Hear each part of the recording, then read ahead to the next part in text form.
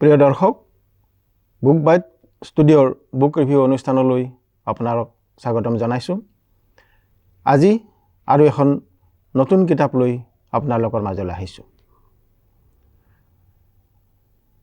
আপোনালোকে প্ৰত্যেকেই নিশ্চয় ভ্ৰমণ কৰি ভাল পায়।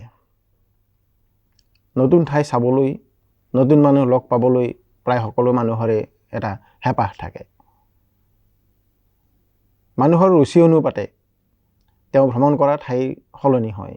কোনোবাই চহৰ ভাল পায়, কোনোবাই গাঁও ভাল পায়, কোনোবাই অৰণ্য ভাল পায়, কোনোবাই পাহাৰ পৰ্বত ভাল পায়, কোনোবাই সেউজীয়া পাহাৰ ভাল পায়, কোনোবাই ফুলৰ পাহাৰ ভাল পায়, কোনোবাই বৰফৰ পাহাৰ ভাল পায়।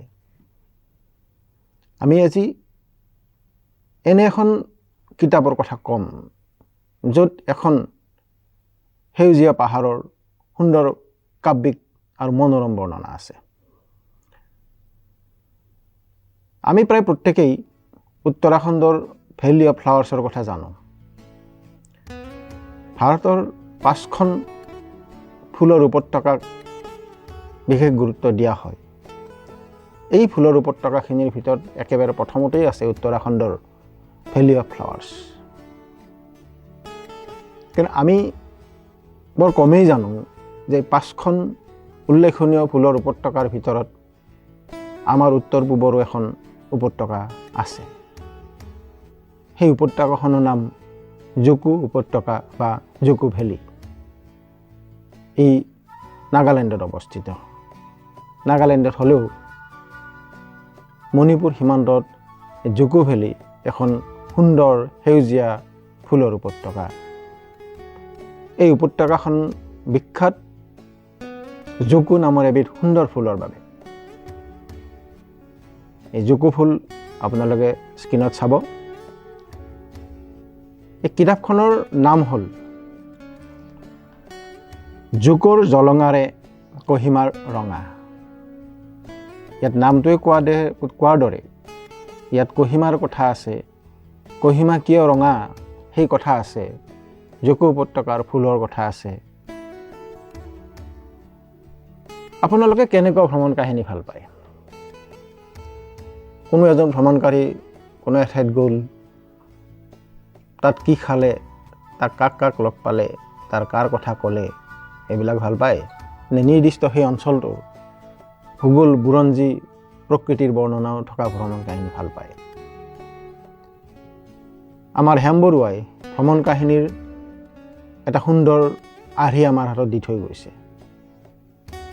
এই আৰ্হিটোত তথ্য থাকে, এই আৰ্হিটোত সাহিত্যও থাকে, এই আৰ্হিটোত এটা আত্মা বা প্ৰাণ থাকে। কিতাপ এখন পঢ়ি গ'লে আপোনাৰ আমনি নালাগে। হেম বৰুৱাৰ ৰচনাৰ বৈশিষ্ট্যটো সেইটোৱেই। আজি কোপতি হেম বৰুৱাৰ সেই ভ্ৰমণ কাহিনীৰ আৰ্হি সফলভাৱে কোনেও অনুকৰণ বা অনুসৰণ কৰিব পৰা নাই। এই ক্ষেত্ৰত মই এইমাত্ৰ যিখন কিতাপৰ নাম ল'লোঁ, জুকৰ জলঙাৰে কহিমা ৰঙা, হেম বৰুৱাৰ সেই যে শৈলী, এখন ঠাইৰ কথা ক'বলৈ যাওঁতে সেই ঠাইখনৰ ভূগোল বুৰঞ্জী প্ৰাকৃতিক কথা, মানুহৰ সংস্কৃতি, মানুহৰ বৰ্ণনা, ৰাজনীতি, এই সকলো কথাই যেনেকৈ বৰ্ণনা কৰি যায়, এই কিতাপখনতো সেই কথাখিনি আছে। হেম বৰুৱাৰ এখন উল্লেখযোগ্য ভ্ৰমণ কাহিনীৰ নাম আমি এই প্ৰসংগত ল'ব বিচাৰিছোঁ। প্ৰাসংগিক হৈ আছে কাৰণে ইৰাণ আৰু ইজৰাইলৰ যুদ্ধই প্ৰাসংগিক কৰা সেই কিতাপখন হ'ল ইজৰাইল। হেম বৰুৱাই ইজৰাইললৈ গৈছিল আৰু তাৰ বৰ্ণনা এটা, সজীৱ বৰ্ণনা এটা অসমীয়া পাঠকক দিছিল। এই যিখন কিতাপ আলোচনা কৰিবলৈ লৈছোঁ, জুকৰ জলঙাৰে কহিমাৰ ৰঙা, ইয়াৰ মাজত আমি নাগালেণ্ডৰ স্বাধীনতা সংগ্ৰামৰ কথাও পাওঁ। ইয়াৰ মাজত আমি নাগালেণ্ডৰ প্ৰকৃতিৰ কথা পাওঁ। ইয়াৰ মাজত আমি নাগালেণ্ডৰ মানুহৰ সহৃদয়তাৰ কথা পাওঁ। এই কিতাপখনৰ লেখক দাদুল দেৱকৃষ্ণ বৰুৱা। জুকো উপত্যকা ভ্ৰমণ বৰ সহজ নহয়। ইয়াৰ উচ্চতা ইয়াৰ বাধা নহয়। উচ্চতাৰ ফালৰ পৰা ই এটা যথেষ্ট চাপৰ উপত্যকাই বুলিব পাৰি বাকীবিলাক ফুলৰ উপত্যকাৰ তুলনাত। কিন্তু ইয়াৰ যাত্ৰাপথ দুৰ্গম আৰু দুৰ্লংঘ। ইয়ালৈ জুকো যেতিয়া ফুলে মানুহ সাধাৰণতে জুকো ফুল চাবলৈকে যায়, অন্য সময়তো যাব পাৰে, কিন্তু সাধাৰণতে দৰ্শক বা ভ্ৰমণকাৰী জুকো ফুলা সময়তে যায়। জুকো ফুলে জুন জুলাই মাহত। তেতিয়া নাগালেণ্ডত বা নৰ্থ ইষ্টত উত্তৰ পূবত গ্ৰীষ্মকাল, বাৰিষা কাল। প্ৰচুৰ বৰষুণে গোটেই যাত্ৰাপথটো বোকাময় আৰু পিছল কৰে, গোটেই বননি জোকেৰে ভৰি পৰে আৰু সেইকাৰণে এই পিছল এটা বিপদসংকুল পথেৰে জুকোলৈ যাবলগীয়া হয়। দাদুল দেৱকৃষ্ণ বৰুৱাই তেওঁৰ সংগীসকলৰ সৈতে এনেকুৱা এটা সময়তে জুকো ভ্ৰমণ কৰিছিল। জুকো ভ্ৰমণৰ প্ৰস্তুতি তেওঁৰ প্ৰায় 5 বছৰ। এই ভ্ৰমণটো তেওঁৰ এটা সপোনৰ দৰে ভ্ৰমণ আছিল। কিতাপখন আৰম্ভ হৈছে এটা সপোনৰ কাহিনীৰে। এই সপোনটো কি? মেঘালয়ৰ এটা সুৰংগ বগোৱাৰ কাহিনীৰে। তেওঁ সপোন দেখিছে যে তেওঁ মেঘালয়ৰ সেই সুৰংগটো যেন বগাই গৈ আছে। জুকোলৈ যোৱা কাৰবাৰটো তেনেকুৱাই সপোনৰ দৰে। ইয়ালৈ আপুনি গৈ থাকিব লাগিব। কিতাপখনৰ এটা ক'লোঁ যে ইয়াত সুন্দৰ বৰ্ণনা, ইয়াৰ ভাষা, কিতাপখনৰ প্ৰধান বৈশিষ্ট্য হ'ব ভাষা, ইয়াৰ কাব্যিক ভাষা। আপুনি পঢ়ি যাওঁতে এখন ভ্ৰমণ কাহিনী নহয়, এখন কাব্যিক উপন্যাস পঢ়ি যোৱাৰ দৰে লাগিব। এঠাইত আৰম্ভ হ'লে আপুনি এৰিব নোৱাৰে, ঠিক উপন্যাসৰ দৰে। ইয়াত অজস্ৰ গীত আৰু কবিতাৰ উদ্ধৃতি আছে। জনা যায় লেখক দাদুল দেৱকৃষ্ণ বৰুৱাই গীত শুনে, কবিতা পঢ়ে। ইয়াত ইতিহাস আছে, নাগা বিদ্ৰোহৰ ইতিহাস ধুনীয়াকৈ আছে। ইয়াত ডালিমিৰ কথা আছে, ইয়াত ৱাটলঙৰ কথা আছে। তাৰমানে অসম বুৰঞ্জীৰ সেই গদাধৰৰ সৈতে সম্পৰ্কিত নাগালেণ্ড অঞ্চলত যিখিনি কাহিনী, আমাৰ যিটো পৰিচিত ডালিমী চৰিত্ৰ, তেওঁলোকৰ জনগোষ্ঠীবিলাকে কেইবাটাও জনগোষ্ঠীয়ে দাবী কৰে যে তেওঁলোকৰ সন্তান আছিল, সেই কাহিনীবিলাকৰ উল্লেখ আপুনি ইয়াত পাব। জুকোত বনজুই হয়। বনজুয়ে জুকোৰ প্ৰতি প্ৰত্যাহ্বান সৃষ্টি কৰিছে। এই বনজুইৰ ইতিহাসো তেওঁ ইয়াত ধুনীয়াকৈ আনিছে। যেতিয়া বনজুইৰ প্ৰসংগটো আনিছে, তাৰ ইতিহাসো আহিছে।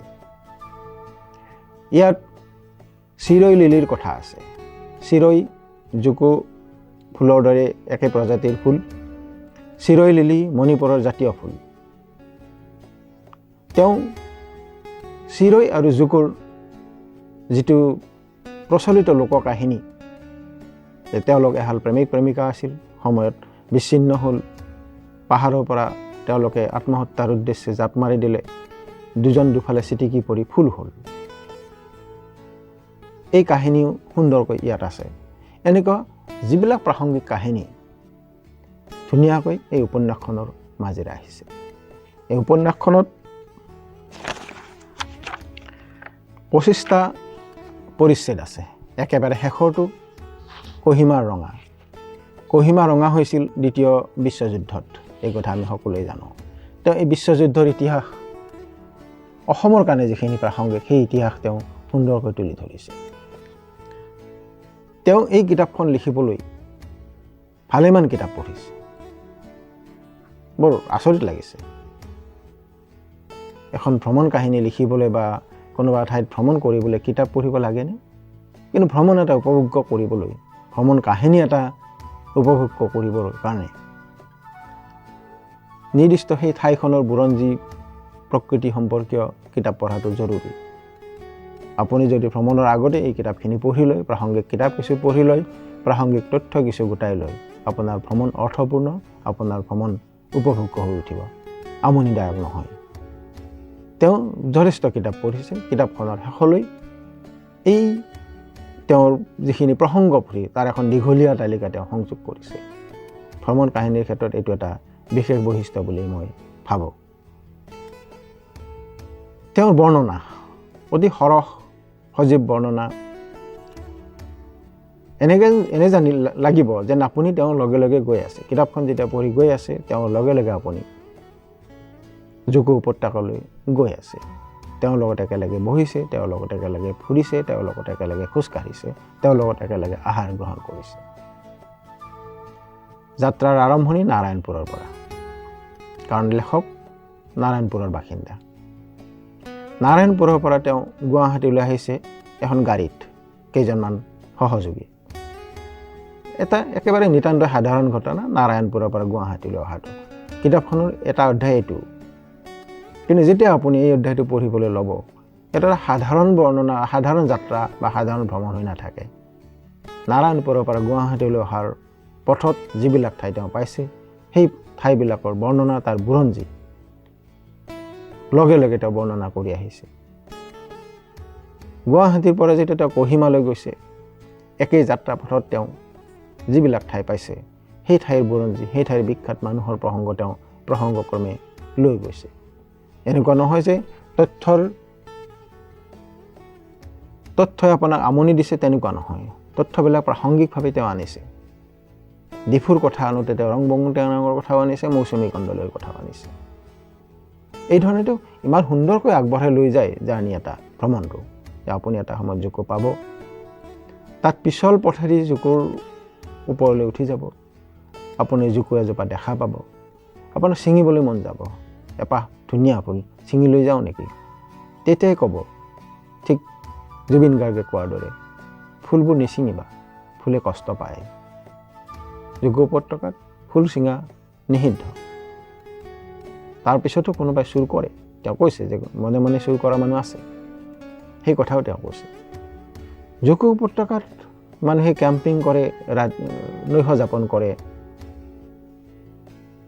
ভাৰতীয় বা অসমৰ পৰ্যটকতকৈ তাত বিদেশী পৰ্যটক বেছি থাকে, তেওঁলোকেই ৰাতি থাকে। জুকোত ৰাতি থকাটো কিছু পৰিমাণে সাহসৰ কথা, কাৰণ ৰাতিটো একেবাৰে নিৰ্জন হৈ যায়। বতাহ বলে, বতাহৰ সৌ সৌ ধ্বনিৰ মাজত আপুনি তাত বাস কৰিব লাগিব। এটা নিৰ্জন ৰাতি, ওপৰত হাজাৰ হাজাৰ তৰা আৰু তলত জুকো ফুলি আপোনাক এটা বিশেষ স্মৰণীয় ৰাতি উপহাৰ দিব। তেনেকুৱা ভ্ৰমণলৈ আপুনি যাব যদি বিচাৰে, তেন্তে এই কিতাপখন আপুনি পঢ়িব লাগিব। নমস্কাৰ।